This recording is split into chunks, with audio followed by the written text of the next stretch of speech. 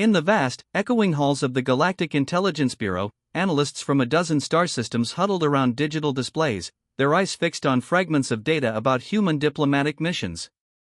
Mark Wong, a seasoned intelligence researcher, scrolled through countless archived recordings, his fingers moving quickly across holographic interfaces. Something about the human diplomatic guards bothered him. They moved differently. Not like soldiers. Not like trained security personnel. Their movements were too fluid, too natural. Almost like they weren't even trying to look threatening, yet somehow radiated an unexplainable sense of danger. In the Centauri research station, 3 alien analysts debated the peculiar human behavior. "They carry no weapons," muttered Rivik, a tall reptilian analyst with emerald-scaled skin. "No energy signatures. No concealed technology. Nothing." His colleague, a silicon-based lifeform named Zara, adjusted her quantum data processor.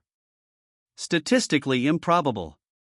Every recorded diplomatic mission shows the same pattern. Humans arrive. Guards stand. No visible defense mechanisms. The third analyst, a cloud-like being named Nexus, projected historical interaction logs. Each log showed identical scenarios: human guards standing perfectly still, eyes scanning environments, bodies relaxed yet absolutely alert. Mark Wong's database search revealed strange patterns. In 237 recorded diplomatic encounters, human guards had neutralized potential threats 42 times. Not with weapons. Not with technology. Just something else. Intercepted communication fragments suggested something more complex. Whispers from military communication channels hinted at advanced neural integration. Rumors spoke of guards whose entire body was a potential defensive system. The intelligence community's curiosity transformed into a collective obsession. What made these human guards so uniquely positioned? Their body language suggested no aggression, yet every alien species felt an instinctive warning when they were present. Rivik pulled up a classified recording from a Rigelian trade negotiation. A Krellan diplomatic representative had attempted an aggressive posture. Before anyone could react, the human guards had already positioned themselves, creating an invisible protective barrier around their diplomatic team. No weapons drawn. No obvious defensive maneuver. Just presence. Zara's quantum processors began running complex probability scenarios. Each simulation returned the same result: the human guard's effectiveness was beyond standard combat metrics. They weren't just protecting. They were anticipating. Mark Wong discovered something even more intriguing. These guards weren't randomly selected. Each was meticulously chosen, with backgrounds ranging from advanced neuroscience to quantum mechanics. Their professional histories suggested they were more than simple security personnel. In the Andromeda monitoring station, senior analysts exchanged encrypted messages. "Something is different about these humans," one message read. "They're playing an entirely different game." The human diplomatic approach seemed to challenge every known interstellar security protocol. Traditional defensive strategies involved visible weaponry, energy shields, and tactical positioning. Humans did none of that. Nexus compiled a comprehensive report. Data points didn't just suggest, they practically screamed that human diplomatic guards possessed capabilities far beyond conventional understanding. Mark Wong leaned back, a thin smile crossing his face. The more they investigated, the less they understood. And in the world of interstellar intelligence, that was the most dangerous revelation of all. Something was coming. And the human diplomatic guards knew exactly what it was. The galaxy just hadn't realized it yet. In quiet research stations, classified communication centers, and shadowy intelligence hubs, one question echoed: what exactly were these humans hiding? And more importantly, were they ready to find out? The investigation continued, each discovered detail adding another layer to the growing mystery of human diplomatic security. Piece by piece, the puzzle was taking shape. But the full picture remained tantalizingly out of reach.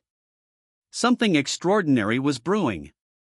And when it finally emerged, the galaxy would never be the same. The Proxima Centauri trade negotiation hall buzzed with tension. Delegates from a dozen star systems sat around a massive circular table, holographic displays flickering with complex trade agreements. David Park, the human diplomatic representative, sat calmly beside Ambassador Rachel Kim, 5 guards positioned strategically around them. No one noticed the Krellin warrior at first. He moved slowly, blending with the shadows near the conference chamber's edge. His species was known for aggressive diplomacy, but this was different. Something darker burned in his eyes. The guard closest to David, a lean, muscular individual named Michael Rodriguez, shifted almost imperceptibly. His neural networks were already processing potential threat scenarios before the Krellin even moved. In one fluid motion, the Krellin warrior lunged. His bio-enhanced arm transformed into a razor-sharp energy blade, targeting the human delegation center. Normal diplomatic security would require milliseconds to react. Mechanical shields. Energy barriers. The human guards did something entirely unexpected. They didn't reach for weapons.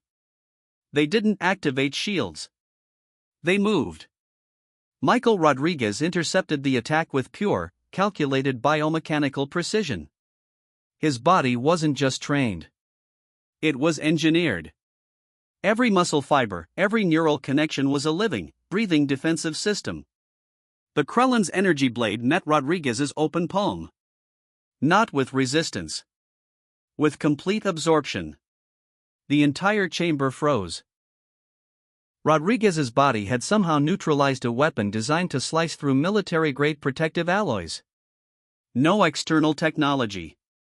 No visible defense mechanism. Just human physiology functioning at a level no one had ever witnessed. In less than 2 seconds, the threat was contained. The Krellin warrior found himself immobilized, his weapon neutralized, surrounded by human guards who hadn't even broken a sweat. Ambassador Rachel Kim didn't move.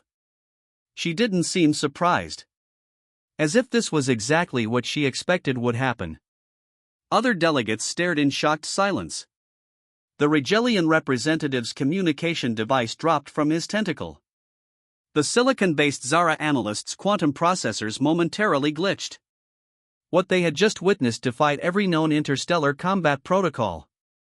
Rodriguez helped the Krellin warrior to his feet, his movements professional and controlled. No anger. No aggression. Just pure, calculated efficiency.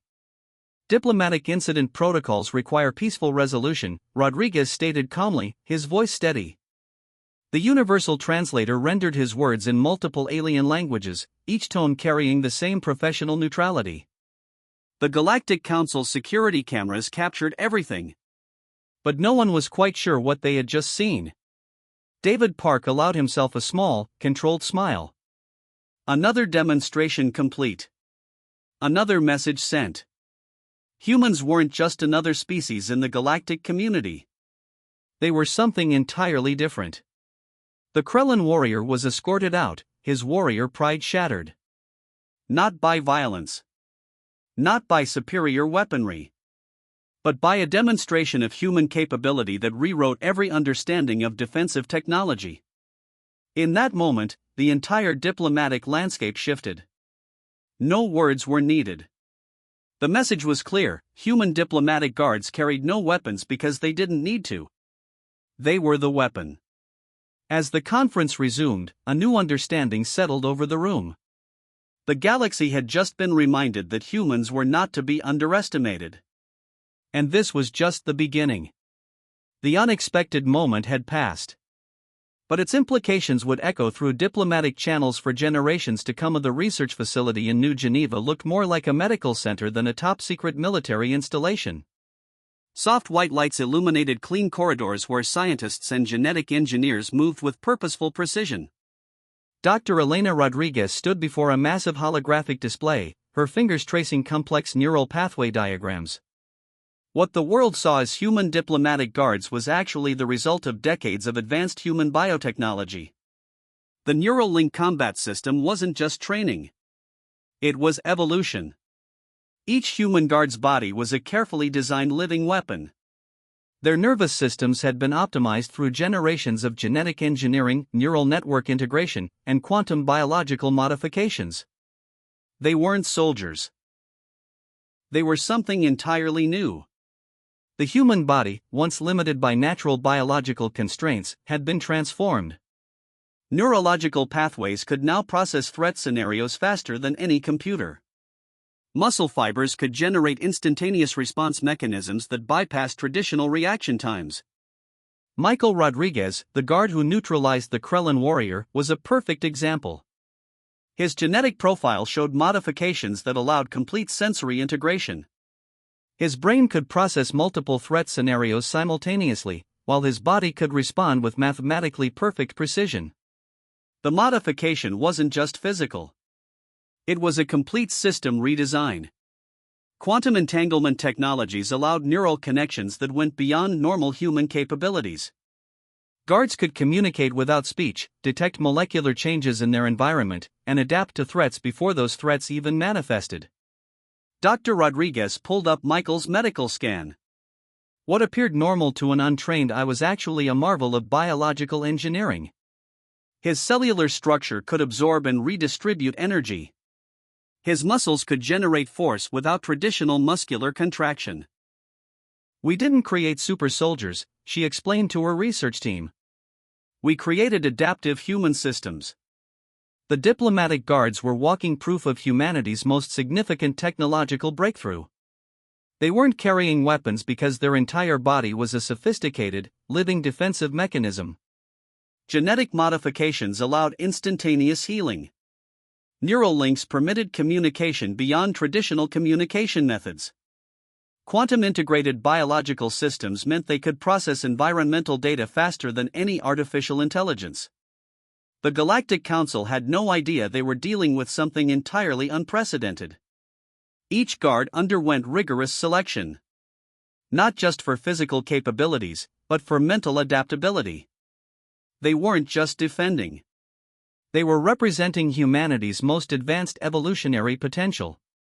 The research facility contained thousands of such profiles. Michael was just one example of what humans could become when technology met biological potential. Biological neural networks that could predict, adapt, and neutralize threats without traditional weaponry. A living, breathing defensive system that challenged every known interstellar combat protocol. Dr. Rodriguez smiled. The galaxy was about to learn that humans weren't just another species. They were a technological marvel waiting to be understood. The revelation wasn't about weapons. It was about potential. And humanity was just getting started. The holographic display flickered, showing complex neural pathways that looked more like living art than scientific diagrams. Each line represented a possibility. Each connection a potential future. Humans had transformed themselves. Not through mechanical enhancement, but through understanding and expanding their own biological potential. The diplomatic guards were walking proof of this transformation. Silent. Professional. Supremely capable. No weapons needed. Because they were the weapon, the Galactic Council chamber fell silent. Hundreds of alien representatives from across the known universe stared in collective shock. What they had witnessed during the Proxima Centauri incident changed everything they thought they knew about humanity. Senior diplomat Coral Vreen, representing the Regelian Consortium, struggled to process the implications. Humans hadn't just demonstrated a new defensive capability. They had rewritten the entire understanding of biological potential. "They carried no weapons," muttered the Zara analyst, her quantum processors still attempting to calculate the impossible scenario. "And yet they neutralized a threat faster than our most advanced combat systems." The holographic displays replayed the diplomatic guard's intervention repeatedly. Each replay revealed new layers of complexity. No external technology. No visible defensive mechanisms. Just pure, calculated human capability. Earth's ambassador Rachel Kim sat calmly, her posture suggesting this was nothing more than a routine diplomatic interaction. Her 5 guards stood motionless, their very presence a statement of technological superiority. Diplomatic protocols across the galaxy would need complete reconstruction. Humanity had just demonstrated that their security approach wasn't about weapons. It was about evolutionary potential. The Krellin diplomatic delegation looked particularly humiliated. Their warrior culture, built on aggressive posturing and martial prowess, had been completely undermined by a simple demonstration of human capability. "We request detailed biological analysis," demanded the Centauri collective representative, his tentacles trembling with a mixture of fear and fascination. David Park, the human lead negotiator, allowed himself a small, controlled smile. "Diplomatic sharing requires mutual agreement," he responded, his tone professional and measured. Behind the scenes, intelligence agencies from multiple star systems were already scrambling. Research teams began analyzing every recorded human interaction. Military strategists recalculated defensive scenarios. The Neuralink combat system represented more than just a technological breakthrough. It was a fundamental reimagining of biological potential. Humans had transformed themselves not through mechanical enhancement, but through a deep understanding of their own biological systems. They had become living, adaptive weapons without losing their fundamental humanity. The Galactic Council's emergency session continued, but the power dynamics had permanently shifted. No longer could other species view humans as a young, inexperienced civilization. They were something entirely different. Quantum-integrated biological systems. Neural networks that could predict and neutralize threats before those threats fully manifested. A living defensive mechanism that challenged every known interstellar combat protocol. The implications were staggering. If humans could do this with their diplomatic guards, what other potential capabilities remained hidden? What other technological marvels were waiting to be revealed? Senior analysts exchanged encrypted messages. Military strategists recalculated entire defensive frameworks. Diplomatic representatives realized they would need completely new negotiation strategies when dealing with humans. Earth had just demonstrated that they weren't just another species in the galactic community. They were technological pioneers pushing the boundaries of biological potential.